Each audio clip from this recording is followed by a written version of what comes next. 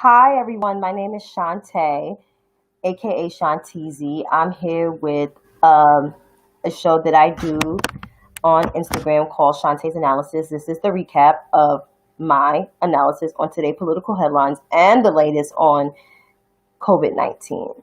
So I always start my show with the numbers of the coronavirus because that's we're in the midst of a global pandemic. So here we are. Today, as of August 12, 2020, globally, we sit at 20,532,835 cases of COVID around the 188 countries, including the US. Now, in terms of the US, here at home, we account for a fourth of those cases. So we're at 5,193,266 cases, with our fatalities at 165,934. So we're close to 166,000, which we're close to 170,000. It's not too far from 200,000. I'm not shocked at these numbers at all. The countries with the top cases, Brazil has 3,164,785, followed by India at 2,329,638. Russia has 900,745. South Africa is 568,919. Mexico, 498,380. Peru, 489,680. Colombia, 410,453. Chile, 378,168. So those are the countries with the most cases. The rest of the numbers you can find out when you subscribe to my YouTube channel in terms of the world. I want to focus more on home because that's also important too as well. So this set of COVID numbers is according to New York Times. The numbers that I read before was on the Johns Hopkins website, and the website is coronavirus.jhu.edu. So with these numbers from the New York Times COVID map, California at home has the most cases. They're reaching a 600,000 case mark. I don't know. Maybe tomorrow, that's my prediction, we might get a breaking news saying California is at almost 600,000. So California probably has reached 600,000. So today, California sits at 594,703 cases of COVID. So tomorrow, they will be at 600,000. That's my prediction. Florida is at 550,893. They're almost at a 600,000 mark as well. They're halfway there. And there are still theme parks open. There are still schools are going to be open because schools in the South, they open early. So, and the governor is a Trump lackey who follows with anything that this current occupant does. So I'm not shocked. Texas is another state that has a Trump lackey governor, and they're at 528,506 cases of COVID-19. And some parts of Texas still hasn't closed down, but they're wearing masks, but I don't know if there's any mitigation going on there. The administration said there is mitigation, but we don't know. We're not sure. New York was once the epicenter of all of this COVID madness, sits at 427,419. Georgia, who has surpassed New Jersey numbers cases of COVID, is at 209,683. Followed by Illinois, 200,586. Arizona, 189,488. New Jersey, which was the second state with the highest cases, is now the 8th state with the largest cases. Even though New York numbers are still high, but they're not in the 500s. They're sitting in the 400s. So New York and New Jersey's cases are flattening as some of these other states are surpassing states. And with Georgia opening up their schools, they're going to open up a more can of COVID cases, and it might trail even further up. So here we are. New Jersey has 187,777, followed by North Carolina, 139,403, and Louisiana, 134,427. Now, in these counties, according to the Johns Hopkins website, which I referred back to, Los Angeles has 210,874. I won't be surprised if Los Angeles County surpass New York City's number of cases, which sits at in the 230 something mark. I won't be surprised at those numbers. Miami-Dade County, 135,130. Maricopa in Arizona, 126,791. Cook County, 112,484. Harris County, 87,805. And Queens, which was also the epicenter, which is in New York City, in the New York State, which is the borough, which we call it a borough because I'm a New Yorker, born and bred New Yorker, and current resident still in New York. Queens was the county from people said, but here we say the borough with the most cases of COVID within the United States at one point. They were the number one out of the top 50 cases top 50 counties with the most cases. Now they sit at 68,059, while all these other places and these other states seeing high increasing cases of COVID-19 in these other counties, in these other states. Illinois, which is Cook County, which is in Chicago. Harris County, which is in Houston, Texas. Maricopa, which is in Arizona. And Los Angeles, which is in California. And of course, I always say this, we have no plan, no national strategy, no coordination to combat this thing.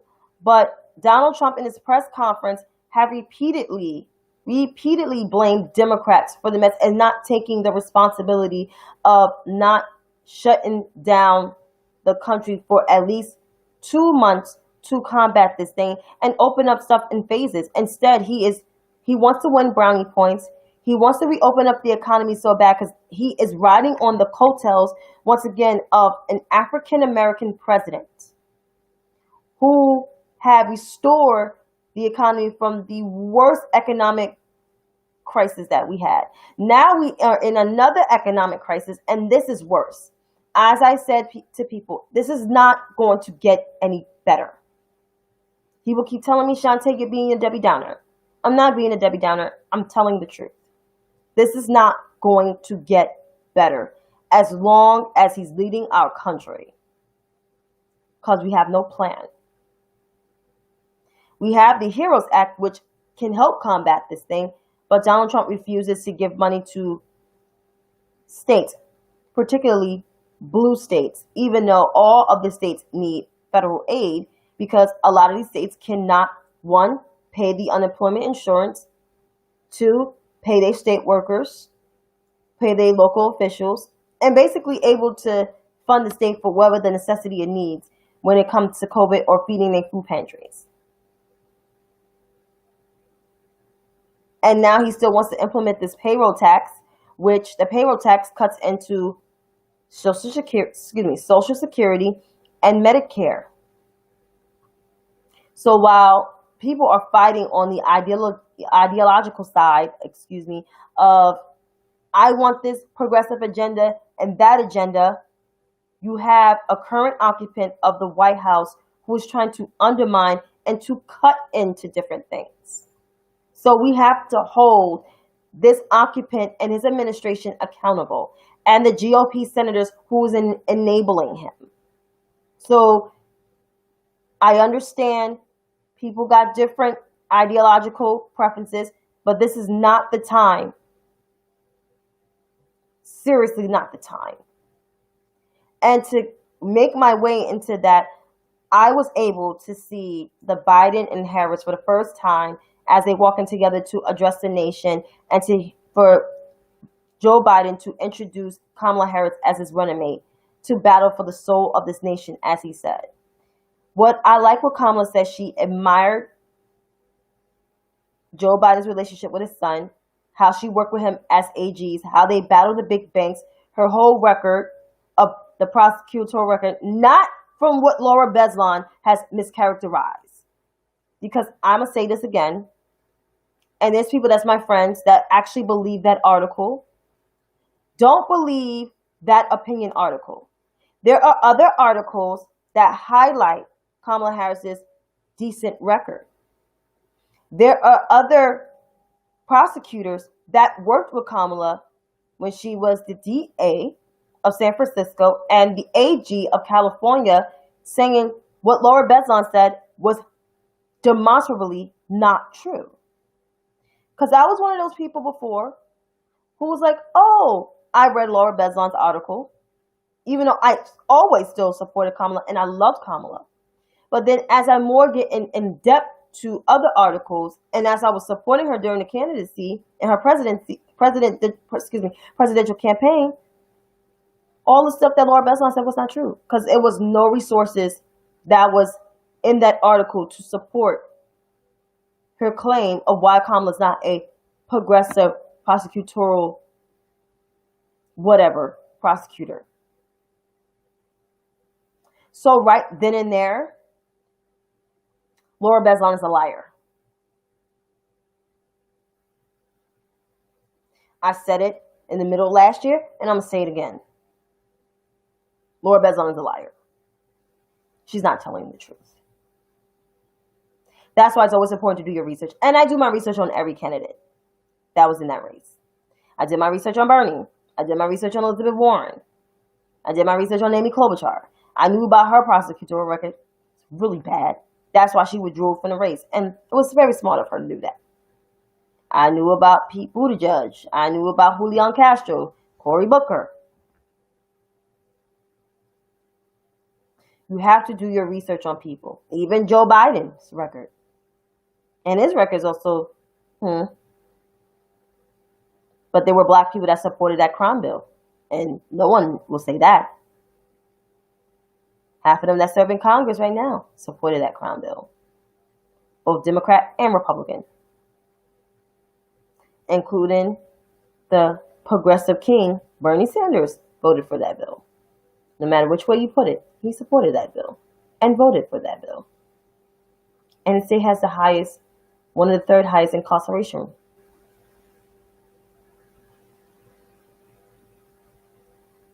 So even Tulsi Gabbard, she didn't vote for that bill, but she's in support of it. She supported Joe Biden. And she's backing Joe Biden.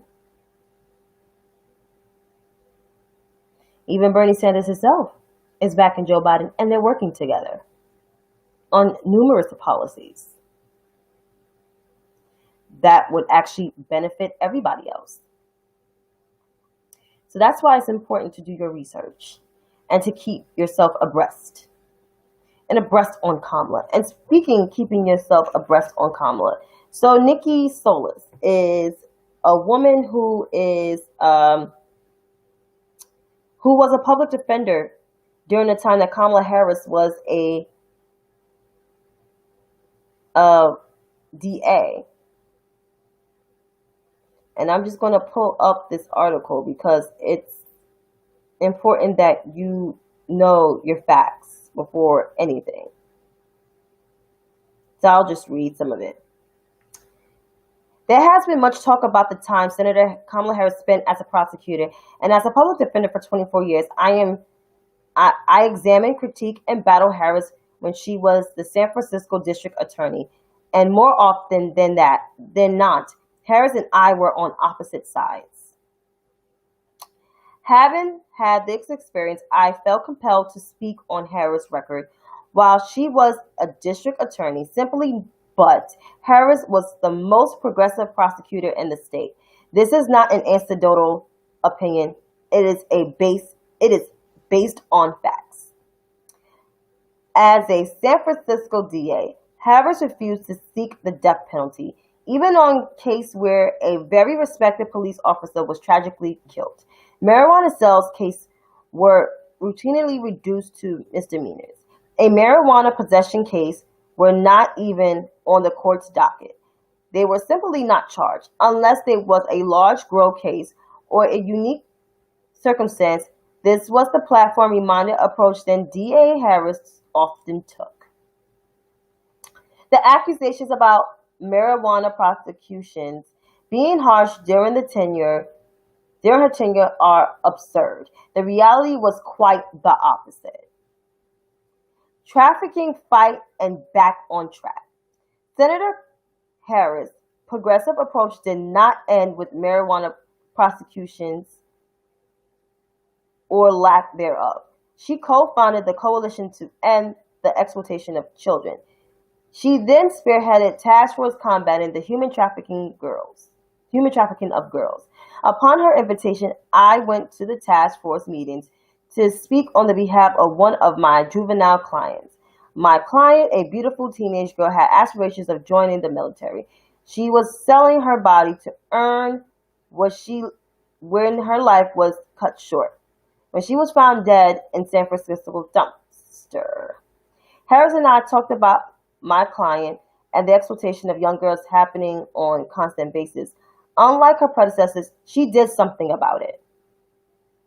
She stopped persecuting young girls for prostitution, acknowledging that they were victims who needed treatment for trauma and not criminals who needed to be incarcerated. USA has laws out by cutting us out.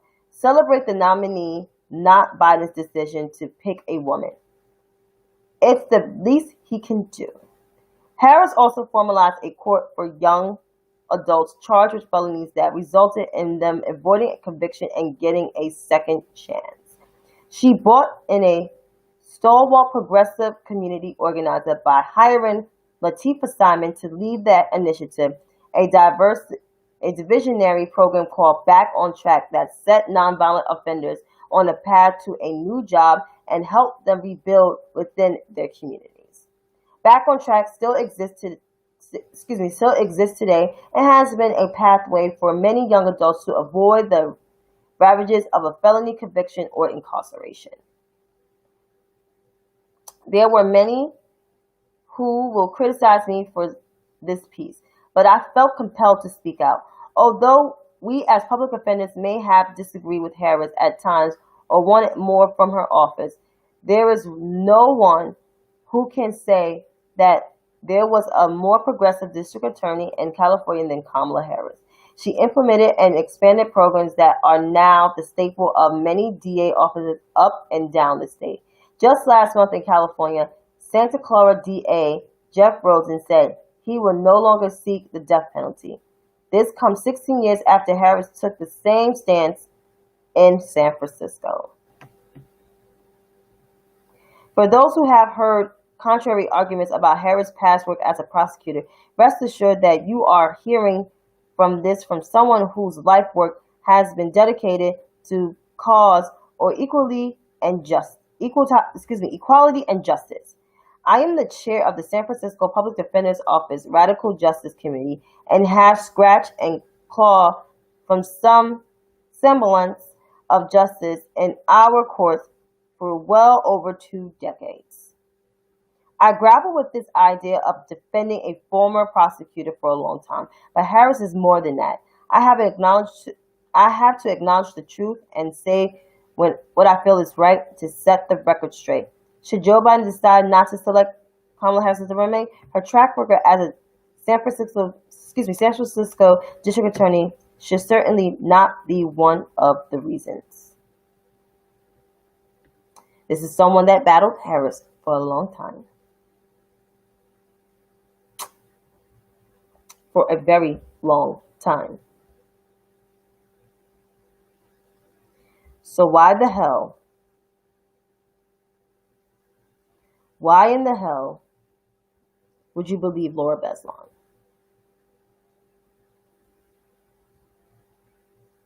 This is exactly why you gotta do your research. And there's more. And there's more research about Kamala Harris. This is exactly why you have to do your research. But other than that, there will be more corrections on her record coming soon. I suggest that you follow some folks from the Live from the K-Hive with Black Woman Views, with Too Raw, which is Kenny, Maya Contreras, Sydney A, Drew Comments, Heather Rose. Follow those folks and more other K-Hives, because we will correct you on the record. But until then, have a good night, folks.